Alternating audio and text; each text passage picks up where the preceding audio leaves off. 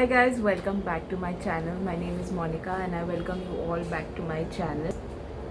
Today I'm going to review my product Empties. I'm going to tell you all how the experience was using this product. So please stay throughout the video so that you can know how different products have worked. So the first product on my list is a face wash, and this is from Dot & Key. It's the Dot & Key Barrier Repair Plus Hydrating Gentle Face Wash. Now this is it's in a gel consistency. It contains 5 ceramides and Japanese rice water. It has a pH of 5.5, which is good to use on the skin. It's safe to use on the skin. So let's move on to my experience with this face wash. Now this was in a gel consistency. It was in a gel consistency, and I like face washes that have a gel consistency rather than a creamy consistency because I have an extremely oily skin, so I prefer using face washes having gel consistency. And this honestly was a really good face wash I used. I was really surprised by the way it worked on my skin. It did not make my skin dry, and surprisingly this face wash was really good and safe on my skin. The next product is my holy grail. It's a shampoo, guys, and if you have seen the last videos, if you haven't, just go and check out the last videos. In that I have told about this shampoo a lot of times. I just love this shampoo a lot. It's the Matrix Opticare Smooth Straight shampoo. It has shea butter in it, and I've explained about this shampoo. You guys, this is either my 5th purchase. I don't know how many times I have purchased this shampoo. This shampoo really does the job well. Okay, I have a wavy hair which is a bit frizzy, or the frizzier side. I have an oily scalp, for info, but this shampoo doesn't do much to my oily scalp. Like, it does the job of cleansing the scalp and all, but it's not like a clarifying shampoo. But what it does is, make your frizzy hair tamed. It tames your frizzy hair, and I love it for this. The smell is divine. Secondly, it tames your frizzy hair. It makes them silky smooth. Like, I feel as if I have walked out of a salon. I have washed my hair in a salon and I have walked out.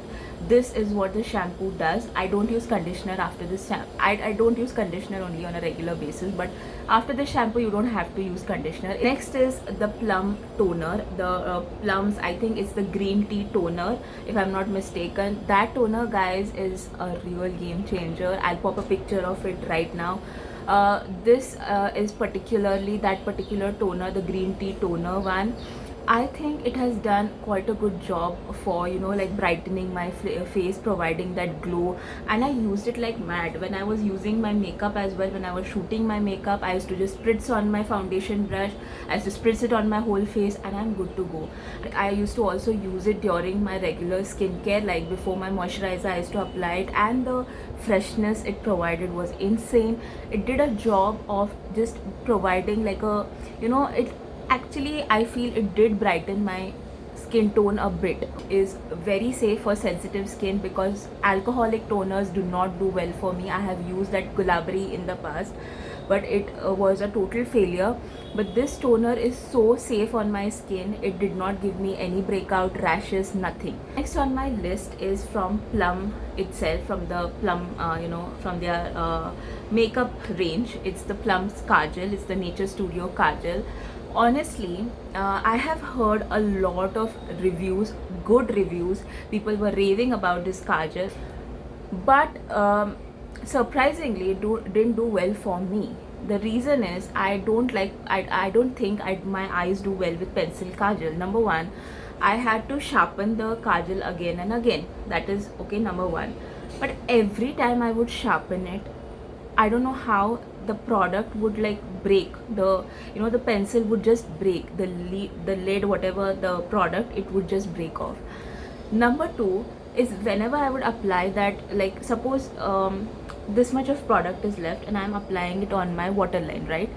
I would, like, my eyes would hurt like anything. Like I don't like, that's the reason I don't like pencil kajal. Next is the next empty, but not only an empty, I repurchased the product. It's the holy grail, it's my holy grail regular product in my skincare, which is the Pond's moisturizer. It is the super gel moisturizer from Pond's. I have emptied bottles of the tubs of these because this is the only moisturizer I have been using for the last, I don't know, 3 years or more than 3 years. As I said, I have an extremely oily skin, and most of the moisturizers I have used either gave me breakouts or rashes because my skin is oily plus it is sensitive. This moisturizer, since I've started using it, is extremely safe on my skin. I don't think, even if I have to move to a luxurious product in the future, I'll be using it continuously, because I'll always go back to my trusted Pond's moisturizer. Got for around 270 or something, and in the sale you might even get it more cheaper. The next product is the Nykaa's Black Magic Kajal. It's a smudge proof, waterproof kajal in the shade black, obviously. That kajal is such a sweet and a beautiful product. I'm exaggerating, guys, but it's an awesome product. Now currently I'm using the Lakme, I think the roll on is what they call. I finally got some name for it, the roll on, that kind of a kajal. Currently I'm using the Lakme's kajal, iconic kajal, but I think that kajal is much better than Lakme. Like the Lakme one always smudges on my eyelids. My problem, the biggest problem with my eyelids is they are oily, so you really need a smudge proof kajal for my eyes, because you know, you can just see I've applied it some minutes back and it's already smudging on my eyes. So the Nykaa's Black Magic Kajal is really smudge proof. It is really smudge proof, and what a pigment, guys. The pigment is to die for. It's so cheap. It's for I think around 127 rupees, and for the price point, the amazing pigment, number one.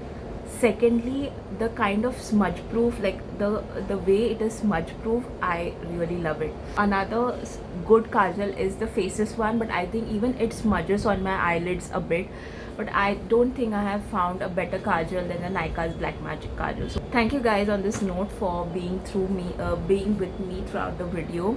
I'll be giving you more such reviews every time I empty a product. Thank you for watching, guys. Please like, share and subscribe this video.